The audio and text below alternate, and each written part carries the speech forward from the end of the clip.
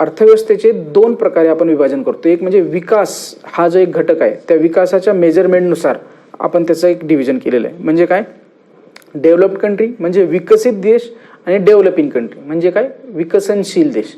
Under development कंट्रीजचा इथं मी उल्लेख नाही करत आहे. मी दोन घटक तुम्हाला सांगितले. डेव्हलप्ड कंट्रीज म्हणजे काय, जे विकसित देश आहेत, ज्यांचा विकास ऑलमोस्ट झालेला आहे किंवा ते विकास झालेला आहे त्यांचा. आणि डेव्हलपिंग कंट्रीज म्हणजे काय, जे डेव्हलपिंग आहेत, जे विकसनशील आहेत, ज्यांचा विकास होतो आहे. असे दोन वेगवेगळे प्रकार आपल्या ह्याच्यात पडतात. ह्यांच्यामध्ये काय फरक आहे, विकसित देश जो असतो, ज्याला आपण म्हणतो की डेव्हलप कंट्री जी असते, तिथलं राष्ट्रीय उत्पन्न जास्त असतं. तिथल्या लोकांचं राहणीमानचं स्टँडर्ड जे आहे ते वाढलेलं असतं. त्याच्यामध्ये आधुनिक तंत्रज्ञान जे आहे त्यांचा वापर त्यांच्याकडे जास्त असतो. आणि तृतीय क्षेत्राचं प्रमाण, तृतीय क्षेत्र म्हणजे आपण पुढे बघणारच आपल्या अर्थव्यवस्थेची क्षेत्रे, पण तृतीय व्यवस्थेचं म्हणजे ज्याच्यामध्ये सेवा क्षेत्राचा जास्त भाग येतो, त्याचा वापर त्यांच्याकडे जास्त असतो. तर विकसित अर्थव्यवस्थेचे जर मानक काय म्हटले की एखादी अर्थव्यवस्था विकसित आहे की नाही हे जर बघायचं असेल तर त्याचे काय पॅरामीटर असतील, तर तिथलं राष्ट्रीय उत्पन्न किती आहे, तिथल्या लोकांचं राहणीमानाचा दर्जा कसा आहे, तिथलं इन्फ्रास्ट्रक्चर डेव्हलपमेंट कशी आहे, तिथं तंत्रज्ञानाचा वापर किती होतो, या गोष्टींवरून आपण ठरवू शकतो की एखादा देश विकसित आहे की नाही. आणि तेच जो दुसरा प्रकार आहे तो म्हणजे काय, डेव्हलपिंग कंट्रीज म्हणजेच काय, विकसनशील देश. विकसनशील देशामध्ये काय असतं, तर डेव्हलपिंगच्या मार्गावरती ते असतात. विकसनशील देश त्यांचं राष्ट्रीय उत्पन्न हे विकसित देशापेक्षा कमी असतं, राहणीमानाचा दर्जाही थोडासा त्यांच्यापेक्षा कमी असतो.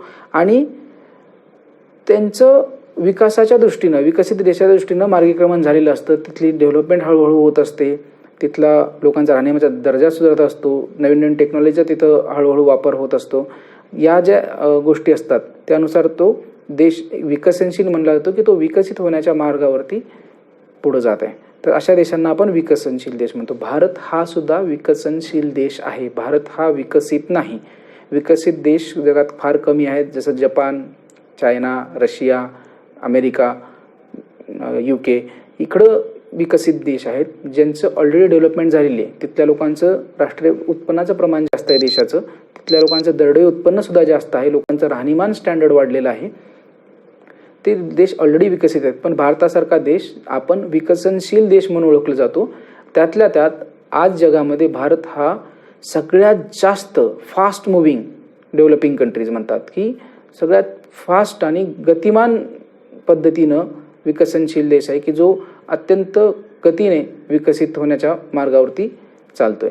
तर भारताचा विकसनशील देशाच्या गटामध्ये समावेश होतो. हे दोन प्रकार विकासाच्या आधारावरती, विकास या घटकावरती आधारित जे काही आपण अर्थव्यवस्थेचे प्रकार पाडतो ते दोन प्रकार हे झाले. दुसरे अजून दोन प्रकार असतात ज्याच्यामध्ये आपण तिथला जो व्यापार आहे त्या व्यापारावरती आधारित ती अर्थव्यवस्था कशी आहे ते ठरवतो. मग ते कसं असतं, तर त्याच्यामध्ये तीन प्रकार पडतात. एक असतो भांडवलशाही अर्थव्यवस्था, दुसरा असतो समाजवादी अर्थव्यवस्था, त्याला साम्यवादी पण म्हणतात, आणि तिसरा असतो मिश्र अर्थव्यवस्था. एक एक घटक बघू आपण काय काय फरक असतो. भांडवलशाही अर्थव्यवस्था. भांडवलशाही अर्थव्यवस्था म्हणजे काय की ज्याच्यामध्ये खाजगी मालकाचे उत्पादन जास्त असते.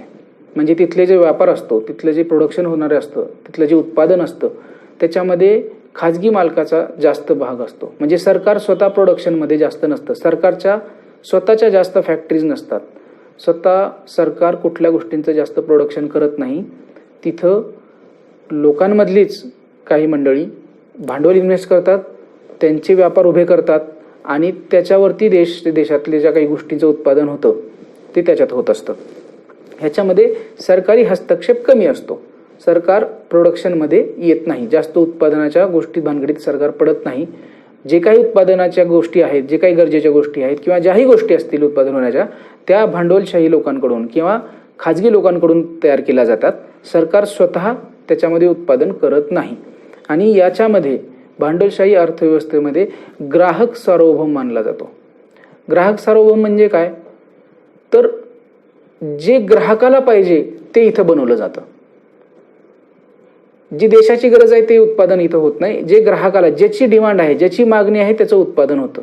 त्याच्यामुळे ग्राहक सर्व, जर ग्राहकाला 5 स्टार हॉटेलची गरज असेल तर 5 स्टार हॉटेल तिथे बांधले जाईल. ग्राहकाला जर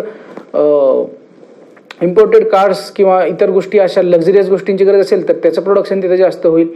म्हणजे जे ग्राहकाची मागणी जी जास्त असेल त्याच्यावरती तिथं काम केलं जातं, ना की त्या देशातल्या लोकांची खरी गरज काय याच्यावरती तिथं काम केलं जात नाही. जास्तीत जास्त ग्राहकाला जी मागणी आहे त्या गोष्टीचं उत्पादन तिथं केलं जातं. तर हे असतं भांडवलशाही अर्थव्यवस्थेचं वैशिष्ट्य. भांडवलशाही अर्थव्यवस्था आपल्याकडं खूप देशांमध्ये भांडवलशाही अर्थव्यवस्था आहे. अमेरिका त्यातल्या मोठं उदाहरण की ज्याच्यामध्ये भांडवलशाही अर्थव्यवस्थाच आहे. मॅक्सिमम उत्पादन हे खाजगी लोकांकडूनच होतं, सरकार स्वतः काही उत्पादन करत नाही. त्यानंतर दुसरा जो प्रकार मी सांगितला तो म्हणजे समाजवादी अर्थव्यवस्था.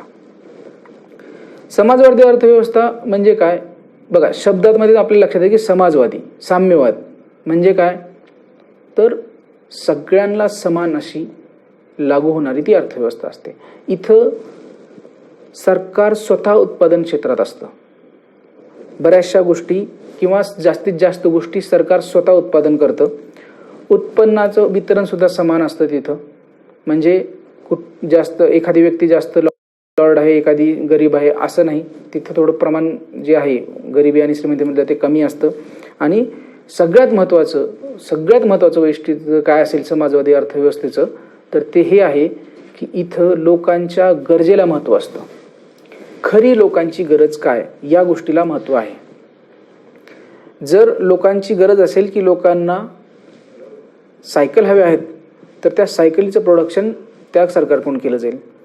जर लोकांना घरांची गरज आहे तर त्या घराच्या बांधकामाचं सुद्धा काम सरकार स्वतः करतं, ना की कुठल्या प्रायव्हेट बिल्डरला दिलं जातं. सरकार स्वतः ते काम करतं. स्वतः सरकार ते लोकांना घरं बांधून देतं आणि त्याची मिनिमम कॉस्टिंगमध्ये लोकांना ती घरं मिळतात. म्हणजे काय, तर उत्पादनाशी निगडीत ज्या काही गोष्टी असतात त्या जास्तीत जास्त सरकार स्वतः करतं. खाजगी लोकांना व्यापाराला तिथं जास्त मुभा नसते. बरं, असे आहेत का सध्या आपल्याकडे देश कुठले, तर शक्यतो आता समाजवादी अर्थव्यवस्था पूर्णतः समाजवादी अर्थव्यवस्था कुठली राहिली नाही. रशियाची आणि चायनाची आधी होती, पण आता त्यांनी त्याच्यामध्ये आमूलाग्र बदल केलेला आहे. त्यामुळं आता नाही. आता जगातल्या जास्तीत जास्त ज्या अर्थव्यवस्था आहेत त्या अर्थव्यवस्था ह्या मिश्र अर्थव्यवस्था आहेत. जो आपला तिसरा प्रकार यातला तो म्हणजे मिश्र अर्थव्यवस्था. काय असतं तर सरकार आणि खाजगी लोक या दोघांचंही उत्पादन क्षेत्रामध्ये समावेश असतो. ज्या गोष्टींची गरज ग्राहकाला आहे तेही प्रायव्हेट लोक तयार करतात आणि ज्या गोष्टींची गरज लोकांना आहे त्या गोष्टींचं उत्पादन सरकार स्वतः करतं. भारत हा सुद्धा मिश्र अर्थव्यवस्थेचाच एक देश आहे. आपल्याकडं सुद्धा मिश्र अर्थव्यवस्था आहे. स्वातंत्र्य जेव्हा आपल्याला मिळालं 1947च्या काळात, तेव्हा आपल्याकडं नेहरूंवरती समाजवादी अर्थव्यवस्थेचा प्रभाव होता. त्यांच्यावरती त्यांना साम्यवादी अर्थव्यवस्था हवी होती. त्यामुळं भारत स्वतंत्र झाल्यानंतर भारतामधले जे काही प्रायव्हेट कारखाने होते किंवा कंपन्या होत्या त्यांना भारतातून काढता पाय घ्यावा लागला. सरकारची धोरणं बदलली होती. समाजवादी अर्थव्यवस्था पुरस्कार केलेला गेला होता. आपण समाजवादी अर्थव्यवस्था स्वीकारली होती. नेहरूंचा साम्यवादी विचार होता आणि त्यांना असं वाटत होतं की साम्यवादी अर्थव्यवस्थेनेच भारताची प्रगती जास्त होईल. त्याला कारणंही तशी होती की वर्ल्ड वॉर सेकंड नुकतंच झालेलं होतं. सेकंड वर्ल्ड वॉरमध्ये जे काही दबघाईला आले होते देश, त्यातल्या त्यात भांडवलशाही अर्थव्यवस्था असल्या पूर्णतः कोलमडल्या होत्या. 20 वर्षांचा महामंदीचा काळ जगानं बघितलेला होता. 1929चं जागतिक महामंदी जी आतापर्यंत आपण म्हणतो की सगळ्यात मोठी होती. 2008चं जसं आपण म्हणतो ग्रेट डिप्रेशन होतं, अमेरिका डाऊन झाली, सगळ्या जगामध्ये डिप्रेशन आलं, सगळ्या जगामध्ये महामंदी आली. तर याच्यापेक्षाही कित्येक पट जास्त अशी ती 1929ची महामंदी, ज्याच्यामध्ये मोठ्या मोठ्या अर्थव्यवस्था सुद्धा कोलॅप्स झाल्या होत्या. जगामध्ये अत्यंत गरिबी ही झाली होती, बेरोजगारी वाढली होती, लोकांना खायला सुद्धा मिळत नव्हतं. इतकी वाईट परिस्थिती. अमेरिका हा जो देश आहे याला सुद्धा तेव्हा या महामंदीची झळ पोचली होती. अमेरिकेमध्येही लाखो लोक बेरोजगार होते, गरीब होते, खायला सुद्धा नव्हतं. इतकी ती परिस्थिती भयानक होती 1929ची. आणि ही झाली होती त्यामुळं की त्याच्या अगोदर भांडवलशाही अर्थव्यवस्था त्या देशांमध्ये होत्या.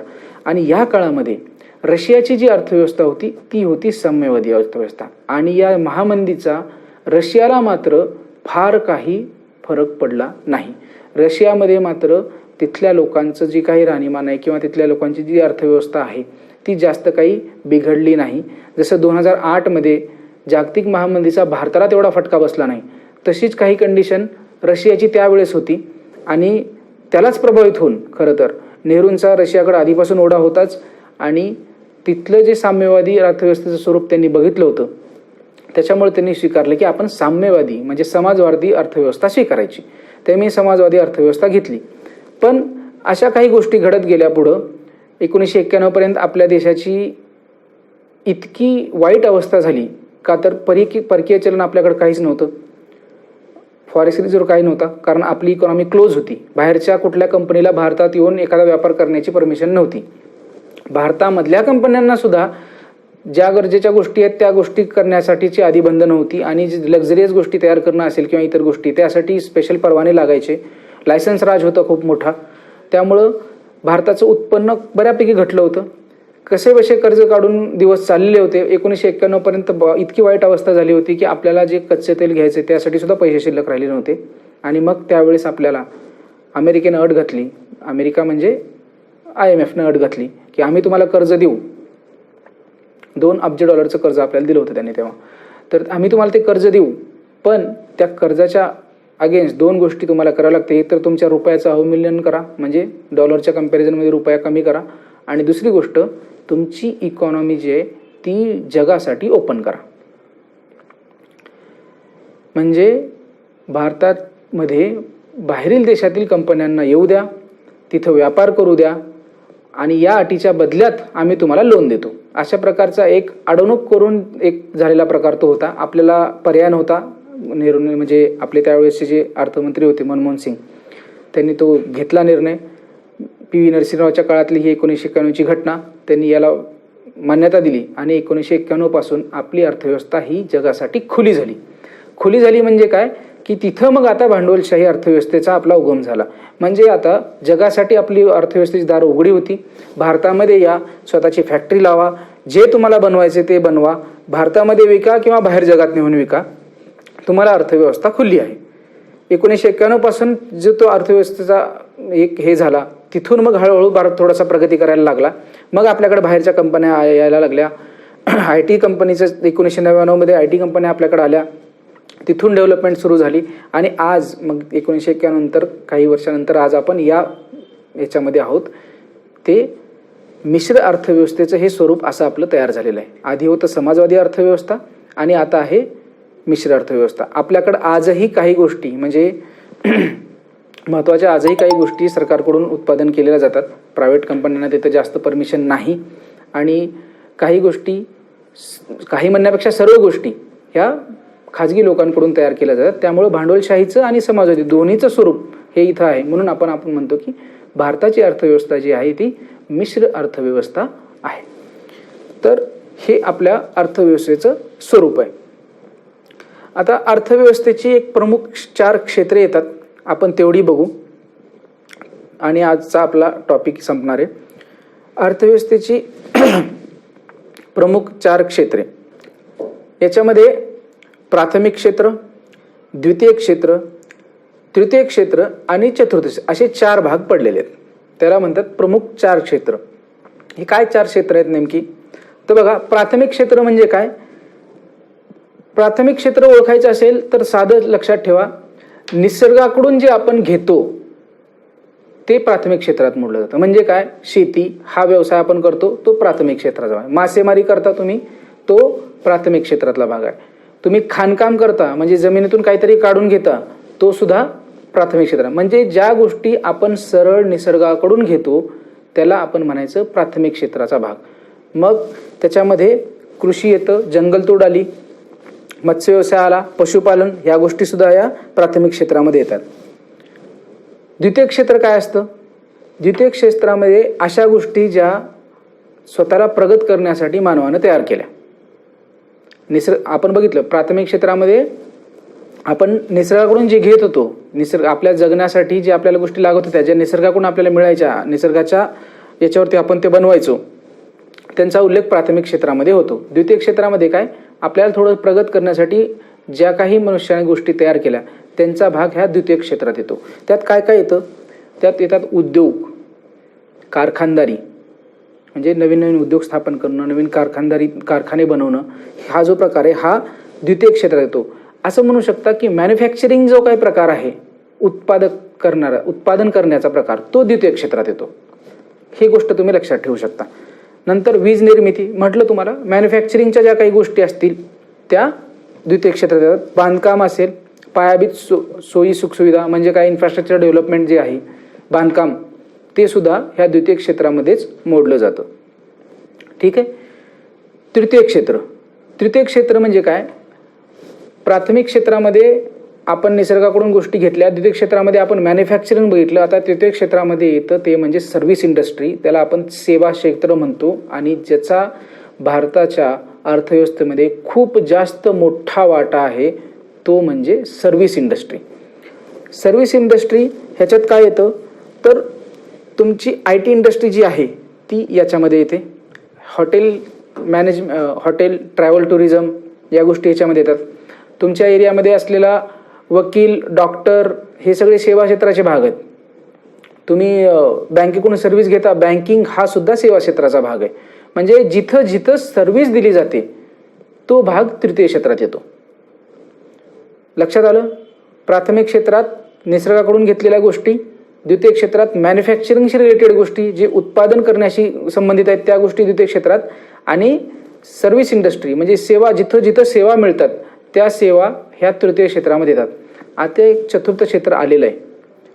काही ठिकाणी काही पुस्तकात तुम्ही पंचम क्षेत्रापर्यंत पण वाचलेलं असेल, पण अर्थशास्त्राच्या खऱ्या संकल्पनेमध्ये या 4 क्षेत्राच्या पुढे दिलेली नाही आहेत. तर चतुर्थ क्षेत्रामध्ये काय येतं तर ह्याच्यामध्ये येतं रिसर्च अँड डेव्हलपमेंट, आणि जे आपण आता ही TV टेक्नॉलॉजी जी आलेली आहे, मीडिया, तर तो सुद्धा भाग ह्या चतुर्थ श्रेणीमध्ये येतो. ह्याच्यामध्ये जे हायर टेक्नॉलॉजीज आहेत त्या चतुर्थ श्रेणीमध्ये येतात. रिसर्च अँड डेव्हलपमेंट असेल ते याच्यात येतं. आपण जे मंगळावर यान सोडतो किंवा जे काही आपलं GPS सिस्टीम वगैरे आहे, या ज्या गोष्टी आहेत या सगळ्या चतुर्थ क्षेत्राचा भाग आहेत. ते हायर टेक्नॉलॉजी आहे ती ह्या चतुर्थ क्षेत्रामध्ये येते. याच्या पुढचा पंचम क्षेत्र जे काही पुस्तकांमध्ये दिलेला आहे तो भाग तसा टेक्निकली बरोबर कितपत आहे माहिती नाही, त्यामुळं त्याचा मी इथं उल्लेख करणार नाही. पण ही जी 4 क्षेत्र आहेत ही शक्यतो अर्थव्यवस्थेची प्रमुख 4 क्षेत्र मानली जातात, आणि त्यानुसार प्रत्येक इंडस्ट्रीचं किंवा प्रत्येक सेक्शनचं तसं डिव्हिजन केलेलं आहे. तर आपण हे 4 अर्थव्यवस्थेची 4 प्रमुख क्षेत्र बघितली. ह्याच्यावरती प्रश्न आपल्याला येऊन गेलेला आहे याच्या अगोदर सुद्धा. प्राथमिक क्षेत्रामध्ये कुठले घटक येतात, द्वितीय क्षेत्रात कुठले घटक येतात, तृतीय क्षेत्रामध्ये कुठले घटक येतात, याच्यावरती प्रश्न येतो. या घटकाचा अभ्यास तुम्ही सुरू करताना तुम्हाला 2 पुस्तकं तुमच्यासमोर येतील. एक तर तुम्ही किरण देसले सरांचं पुस्तक वाचणार आहात किंवा रंजन कोळंबे सरांचं पुस्तक वाचणार आहात. ज्या विद्यार्थ्यांचं कंबाईनसाठी अभ्यास करायचा आहे, ज्यांना PSI STI साठी अभ्यास करायचा आहे, त्या विद्यार्थ्यांनी शक्यतो कोळंबे सरांचं पुस्तक वाचलेलं जास्त चांगलं. कारण किरण देसले सरांच्या पुस्तकामध्ये खूप जास्त डिटेलमध्ये गोष्टी दिलेल्या आहेत. तेवढ्या डिटेलमध्ये गोष्टी आपल्याला लागत नाहीत. इव्हन राज्यसेवेच्या मुलांना सुद्धा काही त्यातल्या कन्सेप्ट इतक्या डिटेलमध्ये दिल्या आहेत की तेवढ्या डिटेलमध्ये लागत नाहीत. म्हणजे जितका मी तुम्हाला सूक्ष्म अर्थशास्त्र आणि मायक्रो इकॉनॉमिक्स आणि मॅक्रो इकॉनॉमिक्स एवढा सहज सांगितलं, तिथं खूप डिटेलमध्ये दिलेलं आहे. तुम्ही प्रत्येक घटक अर्थव्यवस्थेचा जर एवढ्या डिटेलमध्ये वाचायचा जर प्रयत्न केला तर तुमचा सिलेबस खूप मोठा होईल, तुमचा अभ्यास खूप जास्त वाढेल, आणि परीक्षेत आपल्याला जे प्रेझेंटेशन करायचं आहे, मी तुम्हाला पहिल्यांदाही सांगितलं, क्वेश्चन्स कुठल्या प्रकारचे येतात, प्रश्न कुठल्या प्रकारचे येतात, त्या प्रकारेच अभ्यास झाला पाहिजे. आणि त्या प्रकारे जर अभ्यास केला तर तुमचे यशाचे चान्सेस जास्त आहेत. पण फक्त वाचायचे म्हणून जर तुम्ही एक पुस्तक पूर्ण जर वाचत बसलात, तसं पाठांतर करत बसलात, तर त्याचा तुम्हाला काही बेनिफिट होणार नाही. तर आजचा हा आपला अर्थशास्त्राचा पहिला धडा. आपण ह्याच्यामध्ये सिलेबस थोडासा बघितला, प्रश्न प्रकार काय येतात ते पण बघितलं, आणि अर्थव्यवस्थेची आपण ओळख बघितली. तर याच्यानंतर पुढचा आपला दुसरा टॉपिक उद्या.